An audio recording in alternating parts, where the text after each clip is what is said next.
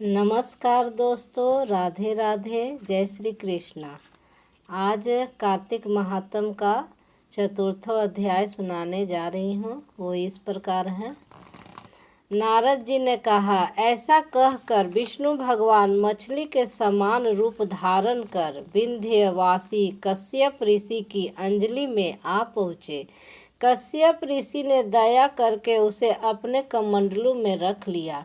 जब वह उनके कमंडलू में न समा सकी तब उसे कुएं में डाल दिया। जब उसमें भी न समा सकी तब उसे तालाब में फेंक दिया, और जब तालाब में भी न समा सकी तब उसे समुद्र में डाल दिया।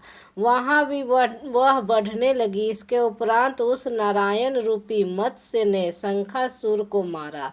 तत्पश्चात उस शंख को हाथ में लेकर बद्रिकारण्य में आ पहुँचे। बद्री नारायण में सब मुनियों को बुलाकर आज्ञा दी। विष्णु ने कहा, पानी में इधर उधर फैले हुए वेदों को ढूंढो।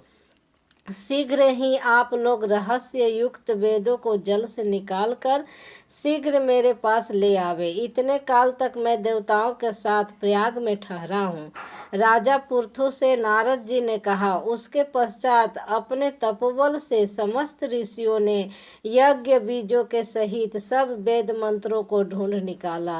उन वेदों में से जो जो भाग जिस जिस मुनि को मिला वह भाग उस मुनि का हो गया।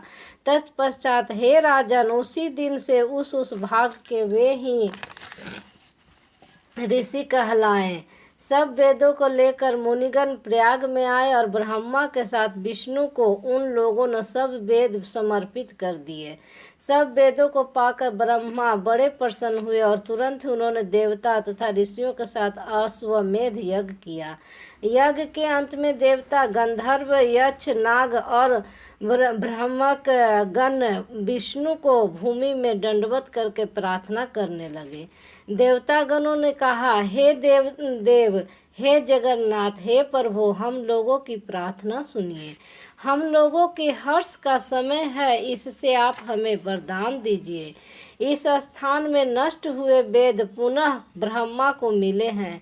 हे लक्ष्मीपते, आपकी अनुकंपा से हम लोगों का यज्ञ का भाग भी यहाँ मिला है। इसलिए यह स्थान आपके प्रसाद से आज से पृथ्वी भर में सर्वप्रधान पुण्य को बढ़ाने वाला, मुक्ति और भुक्ति को देने वाला होवे। ब्रह्म हत्यादिक महान पापों को नाश करने वाला आज का यह समय भी परम पवित्र अक्षय फल दाता हो, ऐसा वरदान हम लोगों को दीजिए। श्री विष्णु भगवान ने कहा, आप लोगों ने जो कुछ कहा वही हमारा भी ध्येय है। जैसा आप लोगों ने मुझसे कहा वैसा ही ब्रह्म क्षेत्र जगत प्रसिद्ध होगा। सूर्य वंश में उत्पन्न राजा गंगा जी को यहाँ पर लावेंगे और गंगा जी का सूर्य पुत्री यमुना जी के साथ यहाँ पर संगम होगा।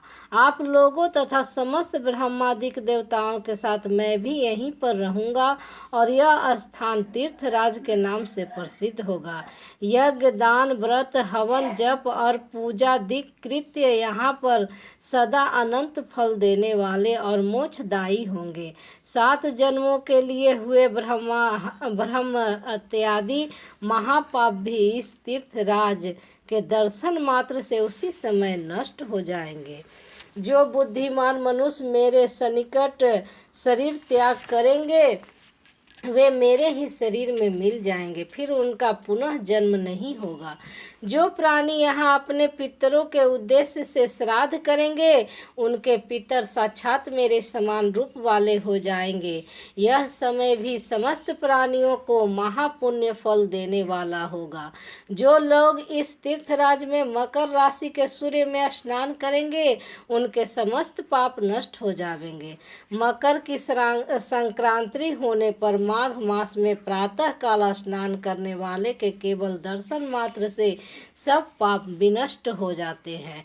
जैसे सूर्य के तेज से अंधकार नाश हो जाता है, माघ के महीने मकर की संक्रांति के होने पर स्नान करने वाले प्राणियों को मैं सालोक्य, समीप्य, सारूप्य इन तीनों मुक्तियों को प्रदान करता हूँ। हे मुनिवर्य, आप लोग मेरे वाक्य को सुनिए। मैं सर्वत्र व्याप्त रहता हुआ सर्वदा बद्री कारण्य में निवास करता हूँ। अनंत सैकड़ों वर्ष तप करने पर जो फल प्राप्त होता है वही फल यहाँ एक दिन में मिल जाता है। जो महानुभाव मेरे उस स्थान का दर्शन करेंगे वे जीवन मुक्त हो जाएंगे और उनके समस्त पाप नष्ट हो जाएंगे। सूत जी ने कहा कि इस तरह विष्णु भगवान उन सब देवताओं से कहकर ब्रह्मा जी के साथ ही अंतर्ध्यान हो गए। इंद्रादि देवगण भी अपने अंशों को वहीं छोड़कर अंतर्ध्यान हो गए। जो प्राणी इसे शुद्ध मन से सुनेंगे अथवा सुनावेंगे वे तीर्थराज प्रयाग और बद्री कारण्य जाने के समान फल को प्राप्त होवेंगे। चतुर्थो अध्याय का यहीं विराम होता है। कल मैं आपको 5वां अध्याय सुनाऊंगी। नमस्कार, राधे राधे, जय श्री कृष्णा।